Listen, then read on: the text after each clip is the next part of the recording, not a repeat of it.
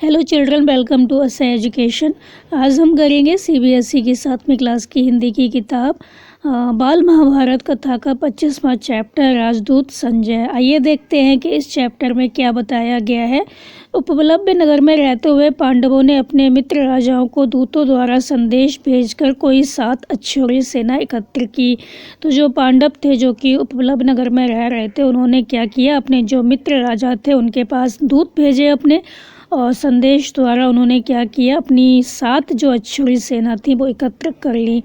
तो अपने मित्र राजाओं की सहायता से उन्होंने 7 अक्षौहिणी सेना एकत्र की। उधर जो कौरव थे उन्होंने भी अपने मित्र जो थे उनके पास दूत भेजे, संदेश भेजा, और उन्होंने भी काफ़ी बड़ी सेना इकट्ठी कर ली जो 11 अक्षौहिणी तक पहुंच गई।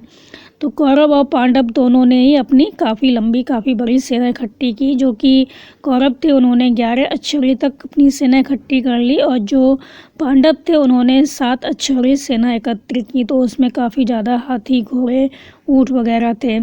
तो पांचाल नरेश के पुरोहित जो युधिष्ठिर की ओर से राजदूत बनकर हस्तिनापुर गए थे, नियत समय पर धृतराष्ट्र की राजसभा में पहुँचे। तो पांचाल नरेश के पुरोहित जो कि युधिष्ठिर की ओर से राजदूत बनकर हस्तिनापुर गए थे, बिल्कुल ठीक समय पर धृतराष्ट्र की राजसभा में पहुँच गए। यथाविधि कुशल समाचार पूछने के बाद पांडवों की ओर से संधि का प्रस्ताव करते हुए वो बोले, युधिष्ठिर का विचार है कि युद्ध से संसार का नाश ही होगा। तो जो राजदूत गया था हस्तिनापुर, तो उसने कहा कि जो पांडव हैं वो चाहते हैं कि युद्ध ना हो, क्योंकि उनका विचार है कि युद्ध से क्या होगा, संसार का नाश ही होगा। तो यथाविधि उनका जब कुशल समाचार पूछ लिया गया तो पांडवों की ओर से जो राजदूत थे उन्होंने संधि का प्रस्ताव रखा। तो वो कहते हैं कि जो पांडव हैं वो युद्ध करना नहीं चाहते, वो युद्ध से नफरत करते हैं, वो लड़ना नहीं चाहते। इसलिए न्याय तथा पहले के समझौते के अनुसार यह उचित होगा कि आप उनका हिस्सा देने की कृपा करें, इसमें विलंब ना कीजिए। तो जो राजदूत होता है वो कहता है कि जो पांडव हैं वो यही चाहते हैं कि जो उनका राज्य है वो उनको वापस मिल जाए, इसमें आप देरी मत कीजिए। इसलिए न्याय तथा पहले के समझौते के अनुसार ये ठीक होगा कि आप उनका हिस्सा देने की कृपा करें, देरी ना करें इस काम में। तो यह सुनकर विवेकशील और महारथी भीष्म बोले, यही न्यायोचित है कि उन्हें उनका राज्य वापस दे दिया जाए। तो भीष्म कहते हैं, हाँ, यह न्याय की दृष्टि से बिल्कुल ठीक है कि उनका जो राज्य है वो उनको वापस मिल जाए। भीष्म की बात कर्ण को अप्रिय लगी। वह बड़े क्रोध के साथ भीष्म की बात काटकर दूत की ओर देखता हुआ बोला, 13वां बरस पूरा होने से पहले ही उन्होंने प्रतिज्ञा भंग करके अपने आप को प्रकट कर लिया था। तो भीष्म की जो ये बात थी कि राज्य उनको वापस मिल जाए, तो जो ये बात थी वो कर्ण को अच्छी नहीं लगती, वो क्रोधित हो जाते हैं और भीष्म की बात को बीच में काटते हुए कहते हैं दूत की ओर देखकर कि 13वां बरस पूरा नहीं हुआ था, उन्होंने अपनी जो प्रतिज्ञा थी उसको नष्ट किया, भंग किया और सामने आ गए, प्रकट रूप में आ गए। इसलिए शर्त के अनुसार उनको क्या करना होगा, 12 बरस के लिए फिर वनवास भोगना पड़ेगा। तो कर्ण के इस प्रकार बीच में उनकी बात काटकर बोलने से भीष्म को बड़ा क्रोध आया। तो जो भीष्म पितामह थे वो काफ़ी क्रोधित हो गए कि उनकी जो बात थी वो बीच में काट दी थी कर्ण ने। तो वो कहते हैं, राधा पुत्र, तुम बेकार की बातें कर रहे हो। यदि हम युधिष्ठिर के दूत के कहे अनुसार संधि नहीं करेंगे तो निश्चय ही युद्ध छिड़ जाएगा। तो जो भीष्म पितामह होते हैं वो कहते हैं कि राधा पुत्र, तुम तो बहुत बेकार की बातें कर रहे हो। यदि युधिष्ठिर के जो दूत हैं उनके कहे अनुसार उन्होंने जो कहा है कि हमें संधि करने के लिए बोला है, अगर हम ऐसा नहीं करेंगे तो निश्चय ही क्या होगा, युद्ध होगा और उसमें दुर्योधन आदि सबको पराजित होकर मृत्यु के मुंह में जाना पड़ेगा। इस युद्ध में क्या होगा, जो दुर्योधन है वो तो हार जाएगा, वो मृत्यु को प्राप्त हो जाएगा। तो भीष्म की बातों से सभा में खलबली मचते देखकर धृतराष्ट्र बोले, सारे संसार की भलाई को ध्यान में रखकर मैंने यह निश्चय किया है कि अपनी तरफ से संजय को दूत बनाकर पांडवों के पास भेजा जाए। तो भीष्म की इन बातों से क्या होता है, सभा में खलबली मच जाती है। तो जो धृतराष्ट्र होते हैं वो कहते हैं कि सारे संसार की भलाई को ध्यान में रखकर हमें क्या करना चाहिए, मैंने ये निश्चय किया है कि अपनी तरफ से हम संजय को दूत बनाकर पांडवों के पास भेजें। फिर धृतराष्ट्र ने संजय को बुलाकर कहा, संजय, तुम पांडु पुत्रों के पास जाओ। फिर जो धृतराष्ट्र होते हैं वो संजय को बुलाकर कहते हैं कि तुम ऐसा करो, जो पांडु पुत्र हैं उनके पास चले जाओ। वहाँ श्री कृष्ण, सात्यकी, विराट आदि राजाओं से भी कहना कि मैंने सब प्रेम उन सब की कुशल पूछी है। तो वो कहते हैं वहाँ पर श्री कृष्ण, सात्यकी, विराट आदि राजाओं से भी कहना कि मैंने बहुत प्रेम के साथ उनकी जो कुशलता है उसको पूछा है कि वो कैसे हैं, कुशल पूर्वक हैं। तो वहाँ जाकर मेरी ओर से युद्ध ना होने की चेष्टा करो। तुम वहाँ जाना और मेरी ओर से उनको कहना कि किसी भी तरह से युद्ध ना हो।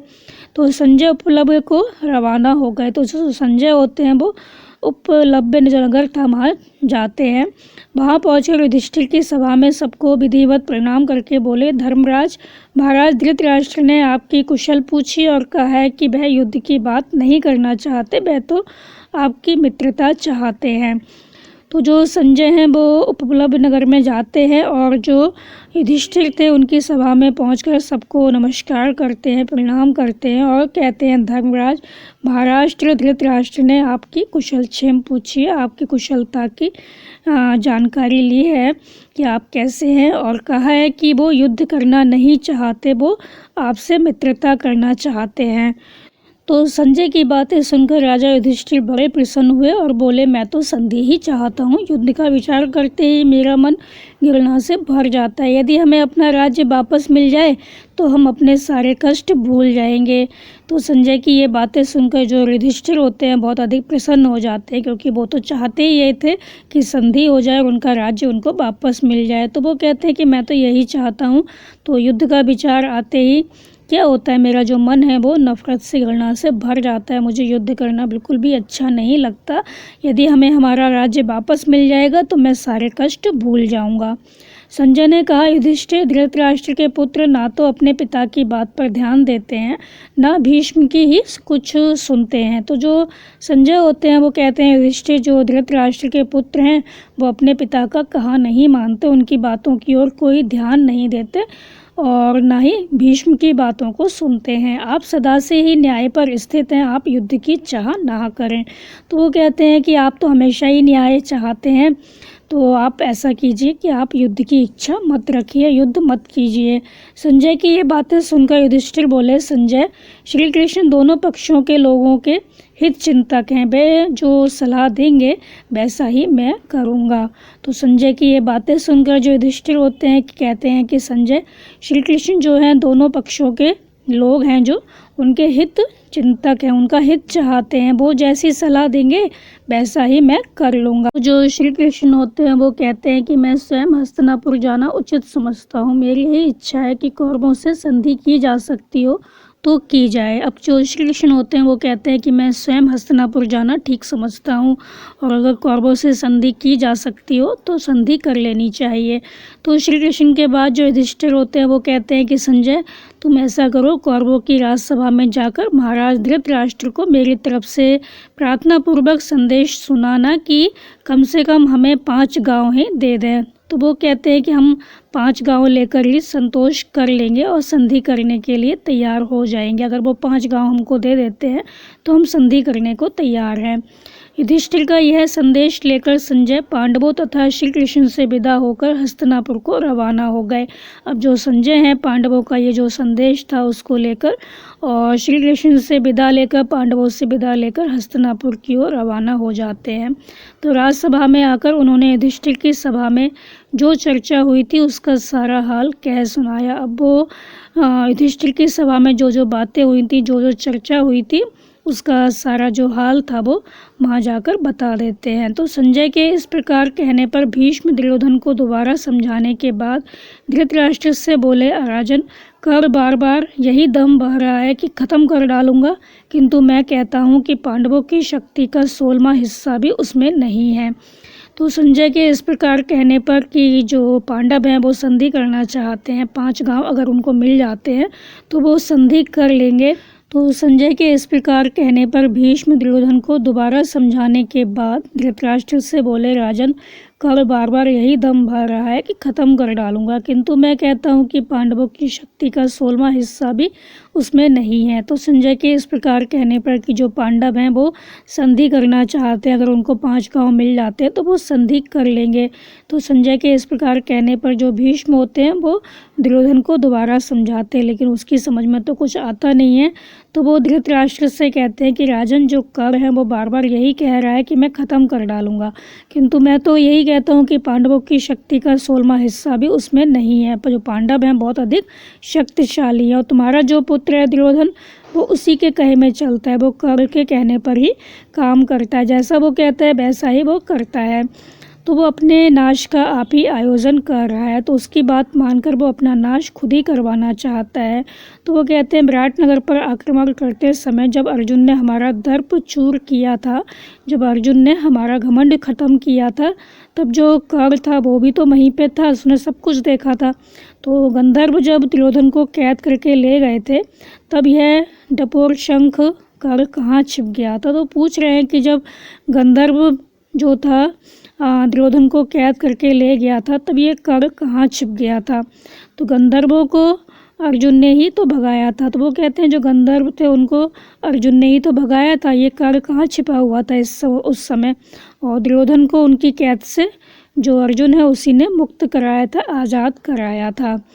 तो इसके बाद जो धृतराष्ट्र हैं उन्होंने संतप्त होकर दुर्योधन को समझाया, बेटा भीष्म पितामह जो कहते हैं वही करने योग्य है, युद्ध ना होने दो, संधि करना ही उचित है। अब जो धृतराष्ट्र होते हैं जब उनकी बात सुनते हैं तो वो कहते हैं कि जो भीष्म पितामह थे जब उनकी बात सुनते हैं तो वो अपने बेटे दुर्योधन को समझाते हैं। वो कहते हैं कि बेटा भीष्म पितामह जो कुछ कह रहे हैं वही करने योग्य है, हमें युद्ध नहीं करना चाहिए, हमें संधि कर लेना चाहिए। दुर्योधन जो यह सब बातें सुन रहा था उठा और अपने पिता को साहस बांधता हुआ बोला, पिताजी आप भी कैसे भोले हैं, जो यह भी नहीं समझते हैं कि स्वयं युधिष्ठिर हमारा सैन्य बल देखकर घबरा उठे हैं।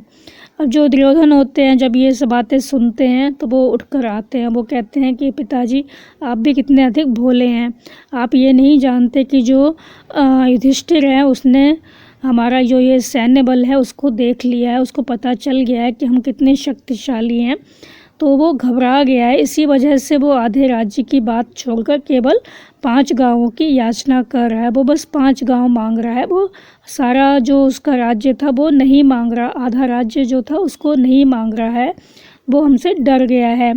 क्या उसकी इस 5 गांव वाली मांग से यह सिद्ध नहीं होता कि हमारी 11 अक्षौहिणी सेना देखकर युधिष्ठिर के मन में भय उत्पन्न हो गया है। तो वो कहता है कि वो 5 गांव इसलिए मांग रहा है क्योंकि उसको पता है कि वो हार जाएगा तो ये 5 गांव भी उसको मिलने वाले नहीं हैं। तो वो हमारी जो 11 अक्षौहिणी सेना है उसको देखकर घबरा गया है, भयभीत हो गया है। इतने पर भी आपको हमारी विजय के बारे में संदेह हो रहा हो, ये बड़े आश्चर्य की बात है। तो जो दुर्योधन है वो कहता है कि ये बहुत आश्चर्य की बात है कि हमारे पास इतनी अधिक सेना है, सब कुछ है, युधिष्ठिर है वो घबरा गया है, डर गया है, तो आपको अभी भी हमारी विजय के प्रति आशंका है, आप सोच रहे हैं कि हम जीत नहीं पाएंगे, ये तो बहुत आश्चर्य की बात है। तो जो धृतराष्ट्र होते हैं वो समझाते हुए कहते हैं कि बेटा जब 5 गांव देने से ही युद्ध टलता है तो बाज आओ युद्ध से, तुम्हारे पास तो फिर भी पूरा का पूरा राज्य रह जाता है, अब हट ना करो। तो जो धृतराष्ट्र होते हैं वो अपने बेटे को समझाते हैं, दुर्योधन को समझाते हुए कहते हैं कि अगर 5 गांव देने से युद्ध टल जाता है तो हमें क्या करना चाहिए, उनको 5 गांव दे देने चाहिए, क्योंकि युद्ध होने से तो बहुत ज़्यादा हानि होगी, सबका नाश होगा, बहुत चीज़ें खराब होंगी। तो हमें क्या करना चाहिए, 5 गांव उन्हें शांतिपूर्वक दे देने चाहिए, क्योंकि तुम्हारे पास तो फिर भी पूरा का पूरा राज्य रह जाता है, अब तुम जिद मत करो, उनको 5 गांव दे दो।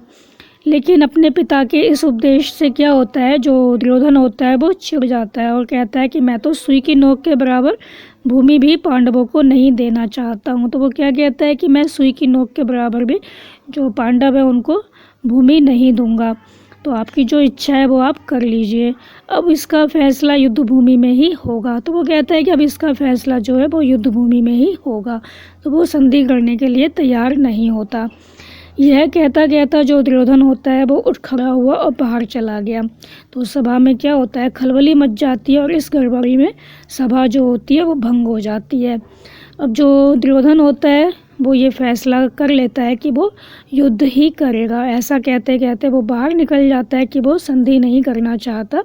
तो सभा में खलबली मच जाती है, इतनी ज़्यादा खलबली मचती है कि जो सभा होती है वो भंग हो जाती है। इधर संजय के उपलब्ध से रवाना हो जाने के बाद युधिष्ठिर श्री कृष्ण से बोले, वासुदेव, संजय तो महाराज धृतराष्ट्र के मानो दूसरे प्राण हैं। उनकी बातों से मुझे महाराज के मन की बात स्पष्ट रूप से मालूम हो गई है। इधर क्या होता है, जो संजय हैं जब हस्तिनापुर के लिए रवाना होते हैं तो जो युधिष्ठिर होते हैं वो श्री कृष्ण से कहते हैं कि वासुदेव, जो संजय हैं वो महाराज धृतराष्ट्र के मानो दूसरे प्राण हैं।